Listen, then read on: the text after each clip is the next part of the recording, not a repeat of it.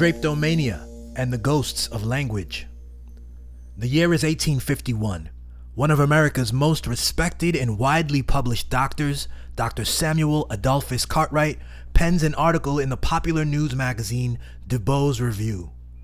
In the article, titled Diseases and Peculiarities of the Negro Race, Dr. Cartwright discusses two diseases which he claims are unique to African Americans: Drapetomania, a disease which causes slaves to run away, and Dysesthesia aethiopica, a disease causing rascality in black people, both free and enslaved. In the case of Drapetomania, Dr. Cartwright makes his diagnoses plain. If the white man attempts to oppose the deity's will by trying to make the Negro anything else than the submissive knee-bender, which the Almighty declared he should be, by trying to raise him to a level with himself, or by putting himself on an equality with the Negro, or if he abuses the power which God has given him over his fellow man by being cruel to him or punishing him in anger, the Negro will run away. But if he keeps him in the position that we learn from the scriptures he was intended to occupy, that is, the position of submission, without condescension, and at the same time ministers to his physical wants and protects him from abuses, the Negro is spellbound and cannot run away.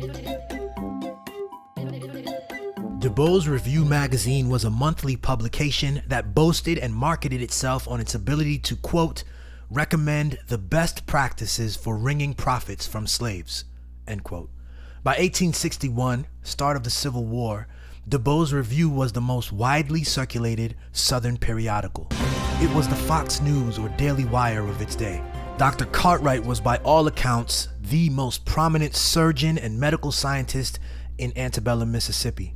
He published more than 80 articles in the national medical press on a spectrum of topics, winning many medals and prizes for his original research and contributions to medical literature. His influence extended beyond medicine, and he involved himself in state and national politics, becoming a widely known slavery advocate and publishing articles on slave physiology and health. More from Dr. Cartwright, quote, if treated kindly, well fed and clothed, and not overworked or exposed too much to the weather, they are very easily governed, more so than any other people in the world. If any one of more of them, at any time, are inclined to raise their heads to a level with their master or overseer, humanity and their own good require that they be punished until they fall into that submissive state which it was intended for them to occupy, end quote. When ignorant, racist fools set terms.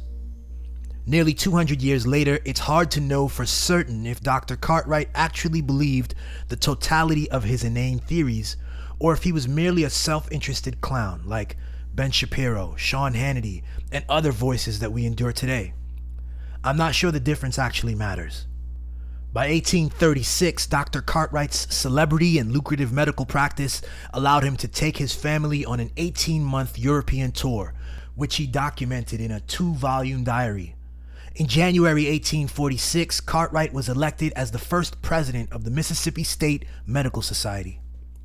Cartwright built an impressive career and stature as an authority in the field of medicine, a cultural leader, and a prolific journalist.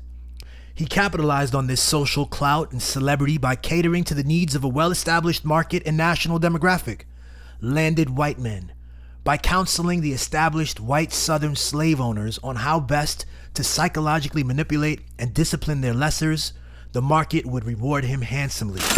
Many more Southern medical professionals would offer their professional expertise to bolster the case for chattel slavery, as both a therapeutic necessity for the African enslaved, who would otherwise have no life purpose or direction, and as a medical and moral responsibility for their white masters. That is splendid. Dr. Cartwright sought to mainstream his debilitating racist ignorance as medical fact, and he was white enough to almost pull it off. Whoa! Here's more from Dr. Cartwright on Drapetomania. Quote, it is unknown to our medical authorities, although its diagnostic symptom, the absconding from service, is well known to our planters and overseers. In noticing a disease not heretofore classed among the long list of maladies that man is subject to, it was necessary to have a new term to express it. End quote. Dr. Cartwright's words, even the silly ones he invented, would carry profound cultural weight, setting the tone and framework for how his throngs of readers perceived, how they behaved, how they thought about themselves, and the nature of reality.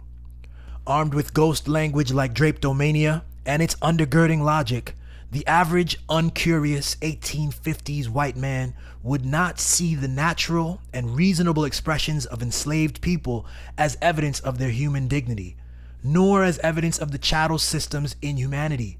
Instead, in his mind, defiance of his narrow system of normal serves as further evidence of the innate difference between he and them.